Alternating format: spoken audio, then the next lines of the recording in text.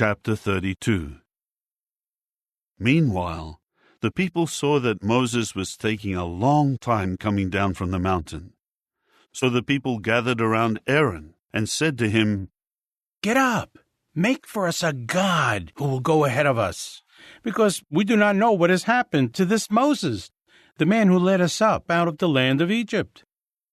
At this, Aaron said to them, "Take the gold earrings from the ears of your wives, your sons, and your daughters, and bring them to me."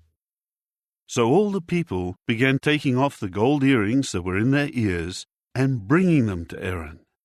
Then he took the gold from them, and he formed it with an engraving tool, and made it into a statue of a calf.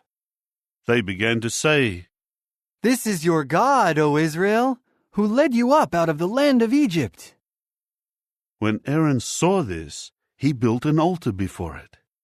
Then Aaron called out, "There is a festival to Jehovah tomorrow." So they got up early on the next day and began offering up burnt offerings and presenting communion sacrifices. After that, the people sat down to eat and drink. Then they got up to have a good time. Jehovah now said to Moses, "Go, descend, because your people, whom you led up out of the land of Egypt, have corrupted themselves. They have quickly deviated from the way I commanded them to go. They have made for themselves a statue of a calf, and they keep bowing down to it and sacrificing to it and saying, 'This is your God, O Israel, who led you up out of the land of Egypt.'" Jehovah went on to say to Moses, "I have seen that this is an obstinate people. So now let me be, and I will exterminate them in my burning anger, and let me make a great nation from you instead." Then Moses appealed to Jehovah his God and said, "Why, O Jehovah, should you turn your burning anger against your people after bringing them out of the land of Egypt with great power and with a mighty hand? Why should the Egyptians say, 'He had evil intentions when he led them out. He wanted to kill them in the mountains and exterminate them from the surface of the earth'? Turn from your burning anger and reconsider your decision to bring this calamity on your people. Remember your servants, Abraham, Isaac, and Israel, to whom you swore by yourself and said, 'I will multiply your offspring like the stars of the heavens, and I will give all this land that I have designated to your offspring, so that they may take it as a permanent possession.'" So Jehovah began to reconsider the calamity that he had spoken of bringing on his people. Moses then turned and went down from the mountain with the 2 tablets of the testimony in his hand. The tablets were inscribed on both sides. They were written on the front and on the back.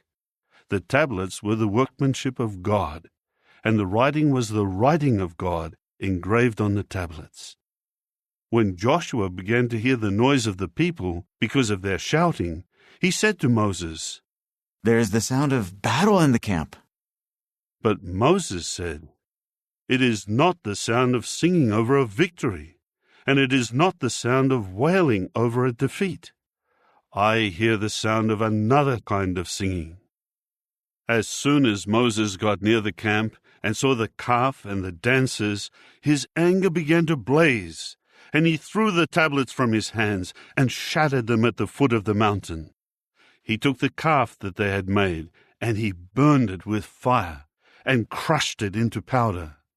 Then he scattered it on the water and made the Israelites drink it. And Moses said to Aaron, "What did this people do to you, that you have brought a great sin upon them?" Aaron replied, "Do not be enraged, my lord. You well know that the people are inclined to do evil. So they said to me, 'Make for us a god who will go ahead of us, for we do not know what has happened to this Moses, the man who led us up out of the land of Egypt.' So I said to them, 'Whoever has any gold must take it off and give it to me.' Then I threw it into the fire, and out came this calf."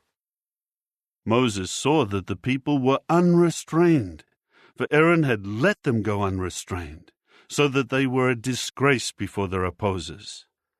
Then Moses took his position in the gate of the camp and said, "Who is on Jehovah's side? Come to me." And all the Levites gathered around him. He now said to them, "This is what Jehovah the God of Israel has said. Each of you must fasten on his sword and pass through all the camp from gate to gate, killing his brother, his neighbor, and his close companion." The Levites did what Moses said. So about 3,000 men were killed on that day. Then Moses said, "Set yourselves apart for Jehovah today, for each of you has gone against his own son and his own brother. Today he will give you a blessing." On the very next day, Moses said to the people, "You committed a very great sin, and now I will go up to Jehovah to see if I can make amends for your sin." So Moses returned to Jehovah and said, "What a great sin this people has committed! They made themselves a god of gold. But now, if you are willing, pardon their sin. If not, please wipe me out from your book that you have written."